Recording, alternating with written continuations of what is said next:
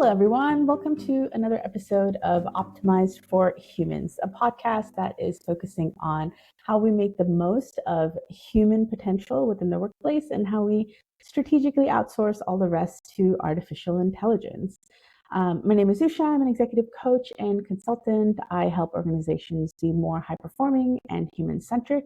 And today I am speaking with Marc Mandel, who is the Senior Vice President and General Counsel of EXOS, a coaching company that has, on the one hand, a strong presence in helping pro athletes attain the highest level of achievement, and on the other hand, helps bring that wisdom into Fortune 100 companies to help enhance employee performance. Prior to EXOS, Marc was a VP and General Counsel at the Smart Frog and Canary Group, as well as an ad tech company, June Group, and he's also a founding member of Tech GC, a peer community of general counsels to expand industry knowledge. Marc, thank you so much for being here today. It's a pleasure to welcome you. Good morning, Usha. It's a pleasure to be here. So I wanted to mine your brain a little bit on this high performance piece, starting with kind of your experience within EXOS and really ask you, what do you think it takes for humans to be high performing? What have you kind of seen from the athletic world into the corporate world? Yeah, EXOS is a neat place because we have a vantage point where we can work with people who are truly at the edge of human performance and being incredibly elite at what they do, and to be able to observe that and to coach that informs something we call the EXOS methodology that we then translate into everyday employee performance and wellness programs mostly for large enterprise clients. And the formula, we say, is centered around movement, mindset, nutrition, and recovery. And so all of those are active components of how we coach. A pithier version of that is work plus rest equals success. And we are very deliberate about the value of downtime. And it's something we practice in our own organization. We consider ourselves cultural tastemakers for our clients. When we go and work with larger companies, we try to spread a little bit of our understanding. And so we have initiatives like a 4-day work week. If you can work 4 10-hour days, and we have, Friday, we call it You Do You Friday. It's not do anything you want Friday. It's do something that is productive, but in your own time and in your own way. And if that helps you to rest and recover, that's very well aligned with our philosophy. And so, bringing a lot of intentionality around those 4 elements, I would say, is what we find is the best overall prescription for the general population. And then for the truly high performers, there is a whole lot more measurement that goes into the performance and exactly how those inputs can change performance. So they're things being measured to the millisecond or the millimeter that are going on in a sort of almost a laboratory environment. Yeah, it's interesting. I think it's interesting because in a corporate context, I think we've kind of have this mindset that's still prevalent of, like the 9 to 5, and we have this expectation that people can function at some, consistent sort of level across a finite, like across at least 8 hours, if not more. And part of what you're saying is like, actually, that's not the best way to manage our energy necessarily. Not that you're speaking to the 9 to 5 component, but there is something that I'm hearing in what you're saying around like that there's different components which include rest and nutrition and all of these other pieces to make humans work especially well, that I don't know that we always optimize for in a corporate setting. Is that fair to say? For sure, it's fair. And I find it so interesting to contrast what we might do at EXOS versus what I see some others, particularly in Europe, maybe trying, which is to say, we're just going to enforce very strict boundaries. You're not allowed to email anybody about work after 5 p.m. local time. And that is how we will make this divide between work and life.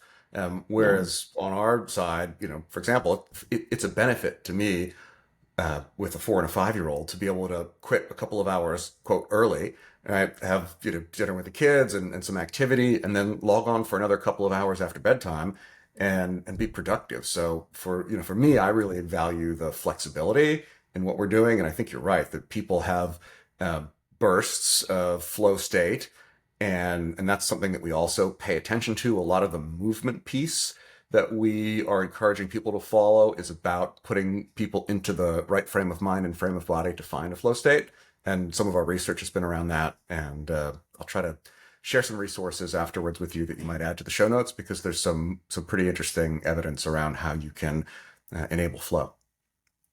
Yeah, I'd love to dig into that a little bit more because I think the sort of to play devil's advocate, particularly around like flexibility in the workplace and this notion of, I think we've come a long way since COVID around increasing that flexibility and recognizing, like adults are adults, let them manage their time and have shared boundaries and shared agreements around how you're coming together. But I think the opponents of that are still worried about productivity and worried that employees are taking advantage of that flexibility and are sort of fundamentally less productive because there's less time being invested in work. And I'd love to kind of temper that perspective a bit from a flow perspective. And I was wondering about your insight on that. Yeah, I mean, look, it's flow is when you lose track of time almost by definition, right? So it's like the time isn't important.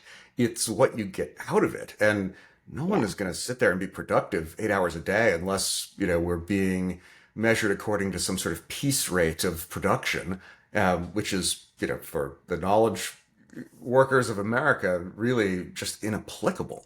Yeah. So I for one, I truly value the flexibility, and it's okay if I'm offline, right, from 4 to 5:30. No one's going to ask where I am. Mm. We have a level of trust that I'm going to catch up to them, or they're going to catch up to me.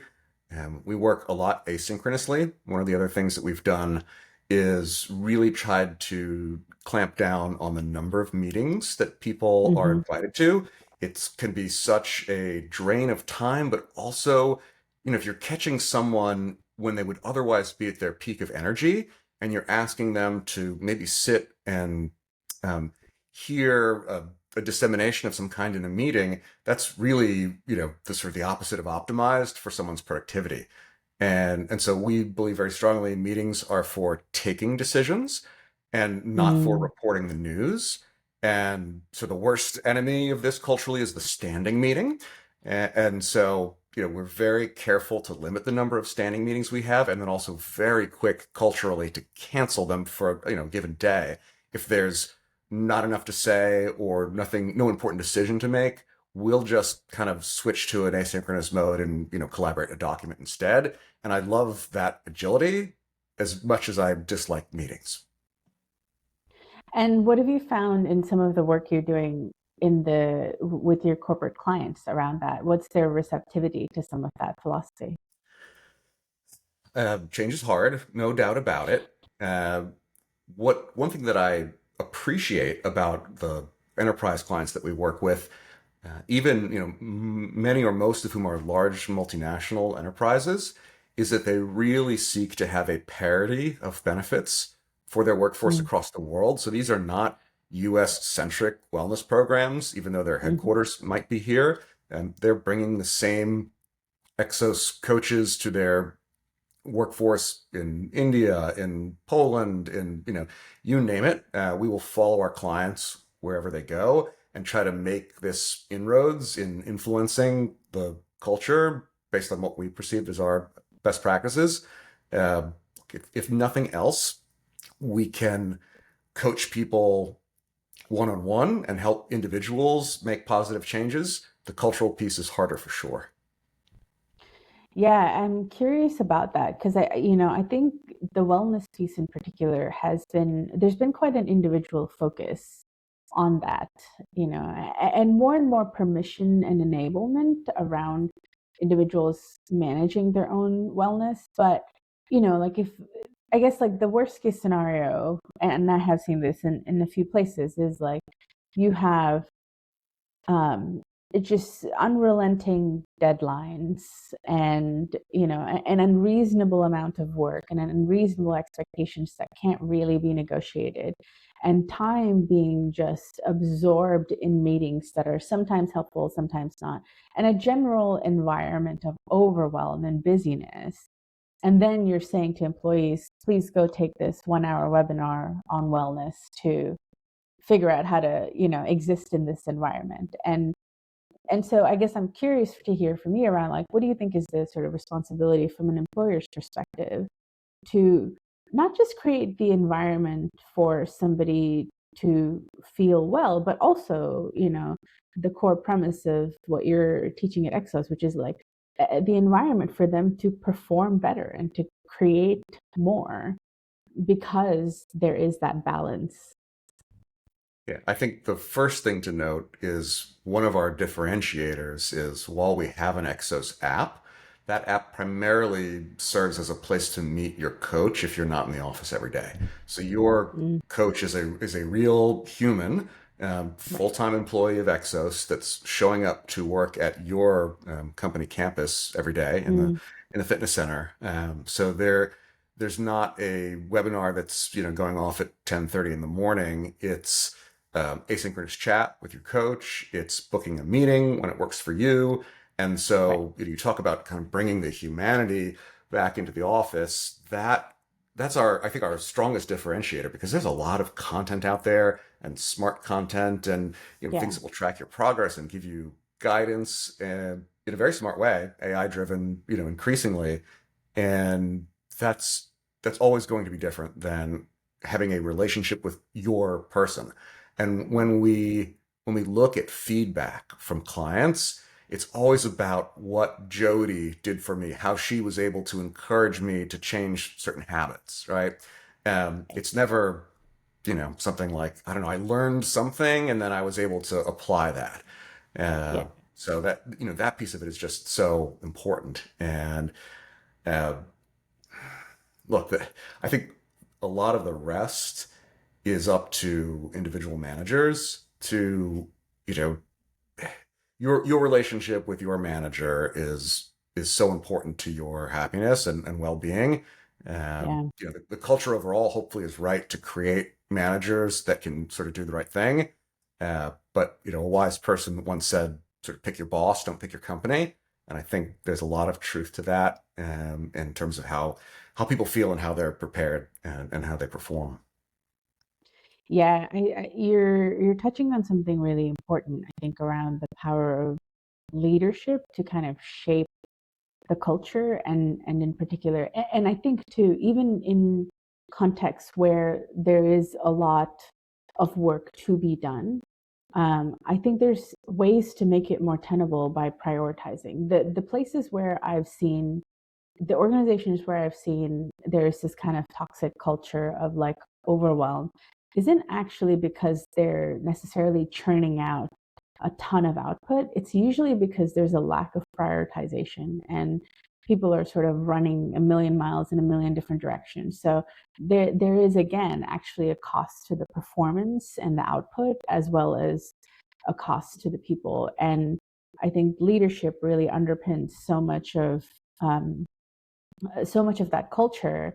And especially when you have leaders who are focused on the output, focused strategically, can prioritize in a dynamic way, because what's important one day might change the next, and can bring their teams together in a meaningful way, I find is again both a win for the people and a win for the performance. And it's great that the focus you're bringing into the workplace is shifting at the habit level, and I would assume also a mindset level, and not just like throw learning at the problem, which we know is a partial solution.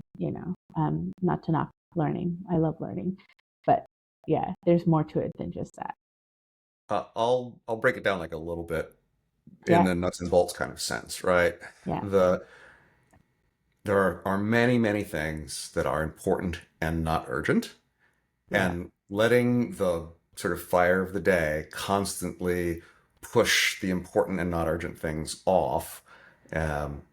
is almost the default mode that I see most teams operating in. And you have to be so deliberate because even like you get that new hire, you get that extra person on your team, and you think, now we're going to have time to do the strategic work, right? And Yeah. somehow that just turns out not to be true unless you're so intentional about how you're going to organize. And you know, figuring out what you can stop doing is really almost more important than having more resources because Yeah. inevitably there are, it's funny in the legal world, there's there are so many lawyers out there who are afraid to remove a sentence from a contract because it must be there for some reason. I don't know. It's been there for a long time, right? And it's it's how you get contracts to be dense and bloated and difficult to read and you know eh, streamlining like that, right? There's really a process analogy to sort of what I see in good documents, which is Hmm. figuring out what to throw away, what's not worth the Yeah. time, uh, has been so important to freeing up time for for things that are more interesting.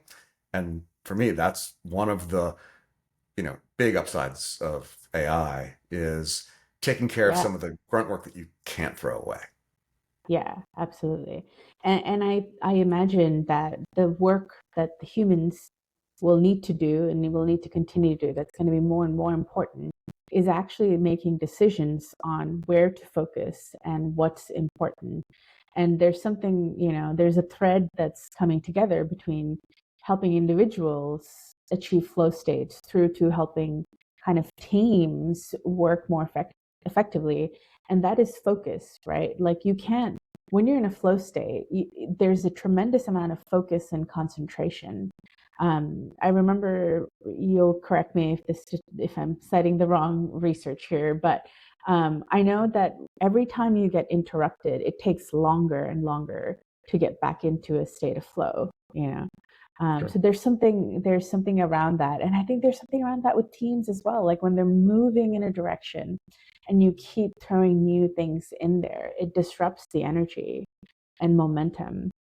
And I think I guess I like part of my passion in this is to refocus the conversation from productivity as an output of time and move it more towards like productivity as an output of creativity, focus, and momentum. And part of that is being strategic and intentional and honoring that there are humans here and there are waves that come and go in terms of what humans need and how we manage that thoughtfully. Yeah, I mean, it's just unrealistic to expect someone to have a sort of even amount of Yeah. productivity across the Yeah. day.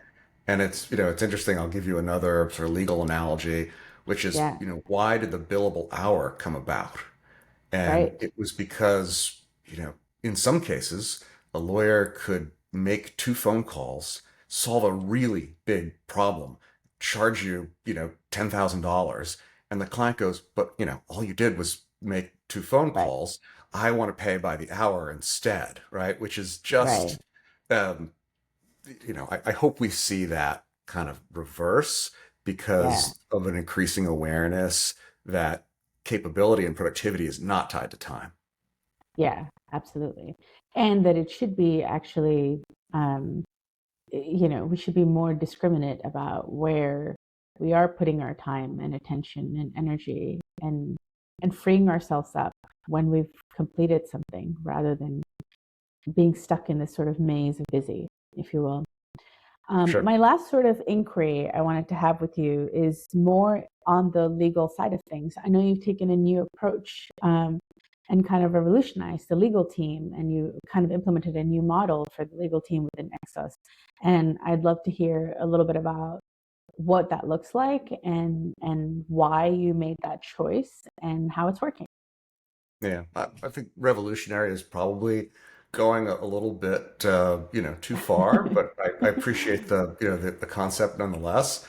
Yeah. I mean, for me, uh, you mentioned this is my third general counsel post, so I've gotten to see a little bit of what works well and what doesn't. I lived in a very large law firm before I was an in-house lawyer, and so have gotten to work on, very large teams, small teams, Mhm.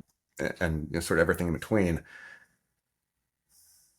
So when we're fully staffed, the Exos legal department is 6 people. So we're not Mhm. talking about a large team, Mhm. but we're at the center of a very large organization, and a lot of material sort of passes through the legal department. And the last thing that you want to be is a sort of holdup or bottleneck. And so Mhm. making the business feel like you're truly supporting their goals rather than legal as an end goal is Mhm. sort of the number one thing. The approach to that I find has worked really well is to have an operations focus. And we have someone on our team who has a product management background. And that person is responsible for clicking the Legos together from all the different systems across the company and making them work with legal in a way that keeps everything running rather than being bottlenecked.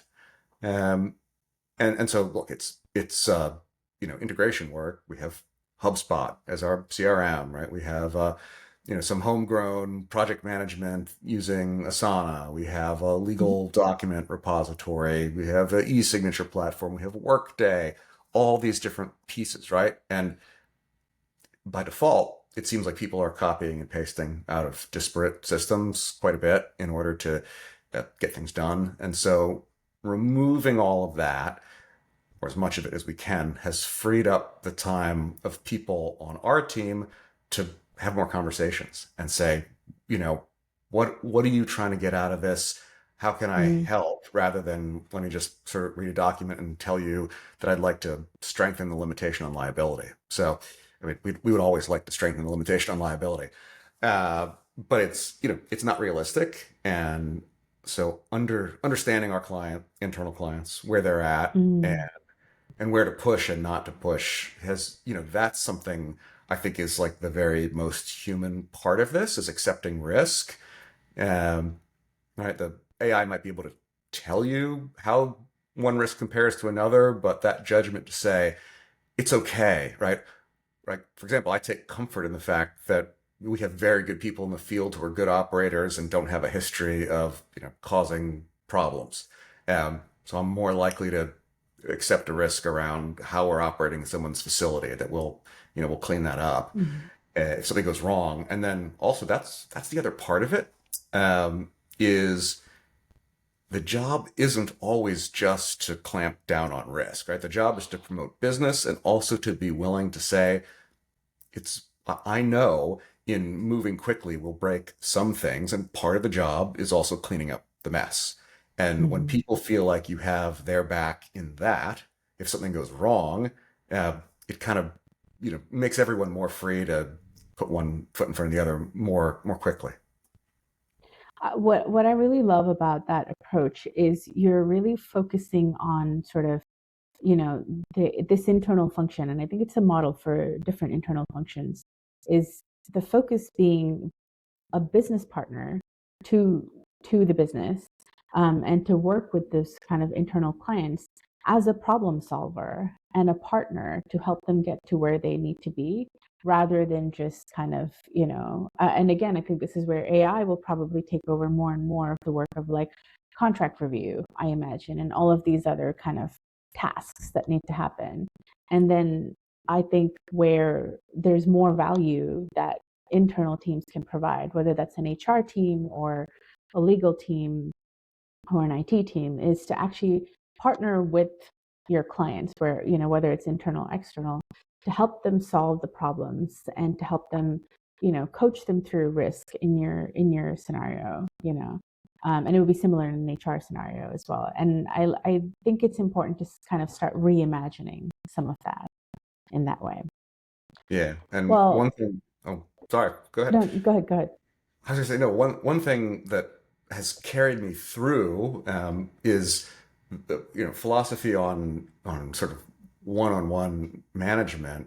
Mhm. Pulling a page from Daniel Pink's book, who talks about mastery, autonomy, and purpose as, being the way to help people be their most productive. And I found this just to be incredibly true and really a constant, whether you're, working sort of pre-AI or helping to work through, new technologies in the workplace, Mhm. giving people the ability to learn, to feel like they have the autonomy to work when they want and to align around a shared mission.